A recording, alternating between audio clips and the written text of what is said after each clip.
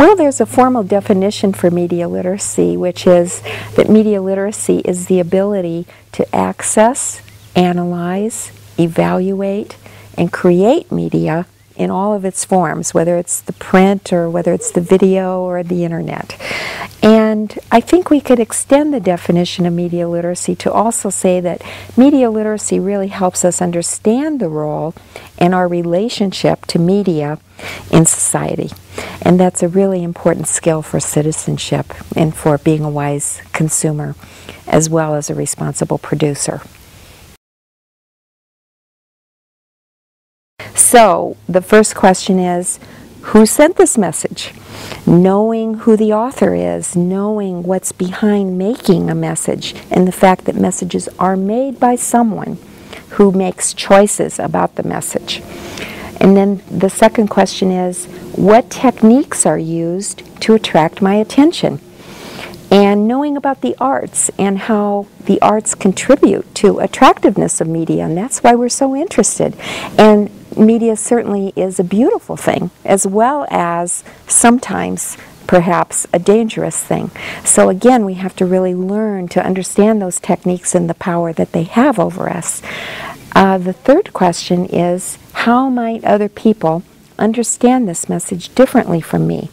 Because we know that different people will always understand a movie differently, for example.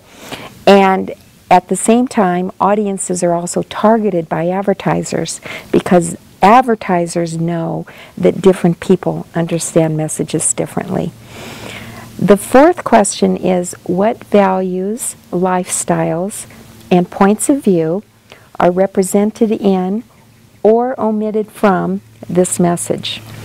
And there we're really looking at the value system that a media producer is projecting out to us. And again, we have to make our decisions about what we want to accept or what we don't want to accept. And also we have to recognize that many points of view are left out. And so there really isn't any media message that is ever objective. There always is a point of view, even though the author and the producer may try to represent different viewpoints. There will always be someone left out. And then the fifth question is, why was this message sent? And we have what's called a core concept behind that question that says all media messages are organized to gain profit and or power. And we use power in its broadest sense of influence over someone's thinking. And again, there's nothing wrong with profit, there's nothing wrong with power. It depends on our own understanding of it and how it's used.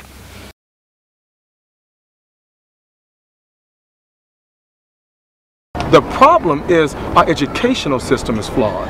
That's the problem. We continue to turn out teachers every year that are clueless about their racism, their sexism, their ableism, their classism, their homophobia.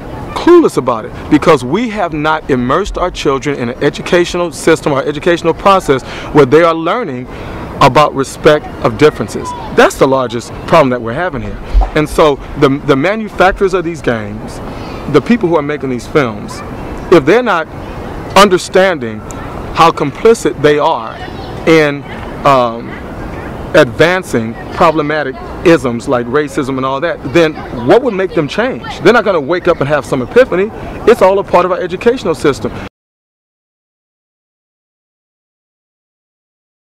I think that, as in most issues in humanity, we're all human beings. We're all living here together. We're all trying to do this thing called life and try to make sense of it. So the more we work together as opposed to at odds with each other, I think the quicker we're going to come to solutions, the more easily we're going to understand issues or patterns and be able to correct them so that it's healthier for everyone. I think whenever we segregate and make it a black issue or a brown issue or an Indian issue or a women's issue, then we're not working together. So we're not using the best of what we have, and we're not putting all of the brains to work on it so that it'll get solved or get taken to the next level. to benefit everybody? Well, I think that the junk values she's talking about is an emphasis on materialism, getting things, and also an emphasis, the junk values on eating food that's not nutritional, that's high caloric, high fat, that leads to obesity. So they're actually teaching values around eating food and what kind of food you should eat, as well as trying to sell them things frequently that they don't need, and making them feel that part of being somebody or feeling good is to buy these items. So she feels that's the wrong emphasis in terms, we feel it's the wrong emphasis in terms of what you're trying to teach children about values, interactions with other people. Many of them end up judging other people by what they have, what clothes they wear, what kind of designer labels. This is an enormous problem among teenagers, but also begins in the elementary school grades in terms of clothes and sneakers. And we feel that much of this comes from really pumped up kind of advertising and targeting of children in all kinds of ways by the media to sell them things. We are participators. We are contributors. We're not just passive viewers. We can really do a lot to put out the kind of media messages that we want to see.